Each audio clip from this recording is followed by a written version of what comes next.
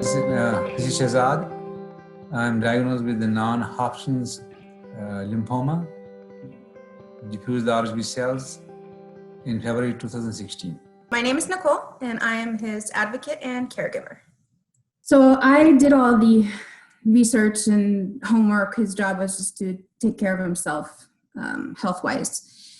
So he had several treatments that did not work, and we were preparing for an auto stem cell transplant. And I went to a Leukemia and Lymphoma Society conference in San Francisco. And after the keynote speech, they broke out into groups. Of course, I went to the subgroup for the DLBC, and it was there that a doctor presented what he was working on in trial as CAR T. And this goes back almost 4 years ago. So it was still in its infancy stage. And that's where I first learned about it. And it was as though I was supposed to be in that room and at that time to hear that presentation. And from there, I went into full mode to learn everything I could about CAR T. And at that time, it was not expected to be approved for a couple of years. So I was watching it and following it, but really didn't have any expectation of it being within reach.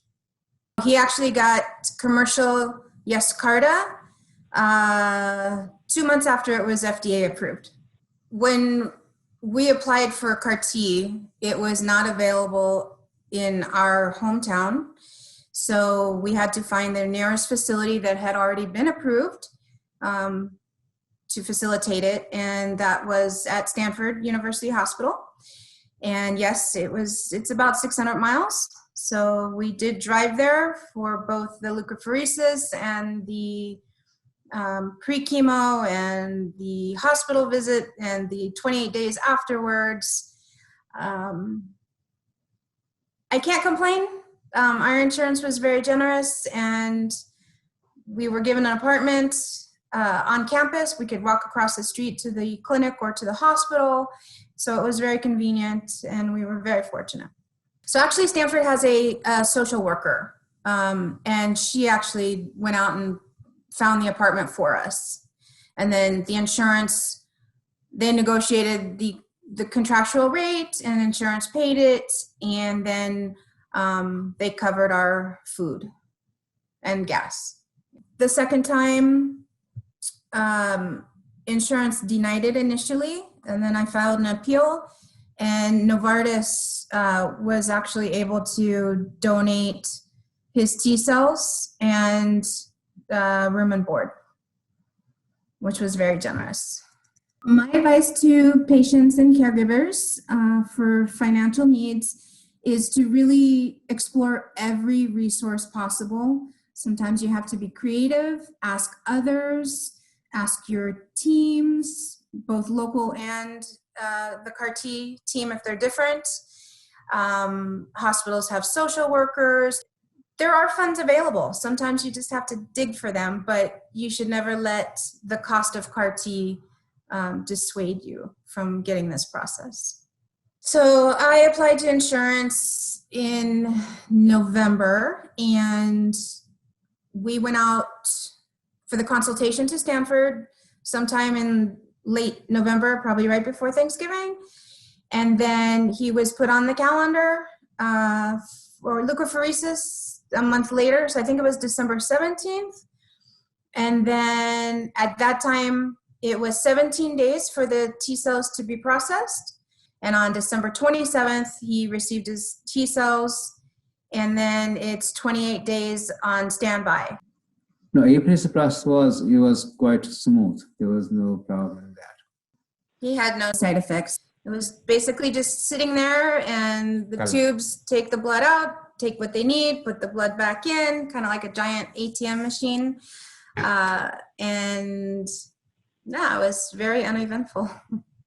While we were waiting for the T cells to be manufactured, we did return to Las Vegas, and we both returned to work.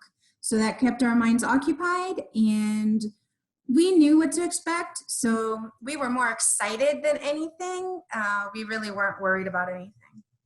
So I was actually outside of the room and in the hallway, and I got to see the team bring the T cells up and take it out of the freezer and verify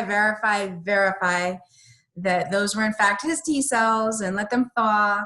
And then they brought the bag in, and the nurse, put it in and started the infusion, and he didn't feel anything. It was very anticlimactic, actually. Yeah. And then we waited because we know the preservatives can give off an odor sometimes, and sometimes it smells like tomato bisque, sometimes corn chowder. So we were waiting for that. But he didn't feel anything at all. I was very aware of all the side effects, particularly the cytokine release syndrome and the neurotoxicity.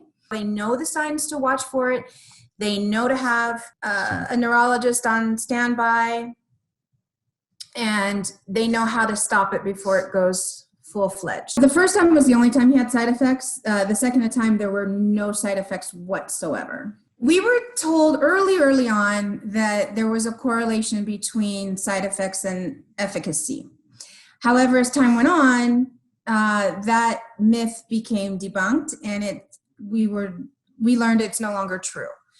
And so we were relieved to know that. And plus, the two commercial drugs work very differently in that regard. So there's no known correlation between side effects and efficacy.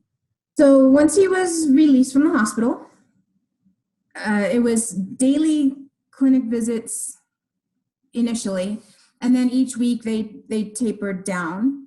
And it was just basically the cognitive tests, do you know where you are, what day it is, who's the president, over and over.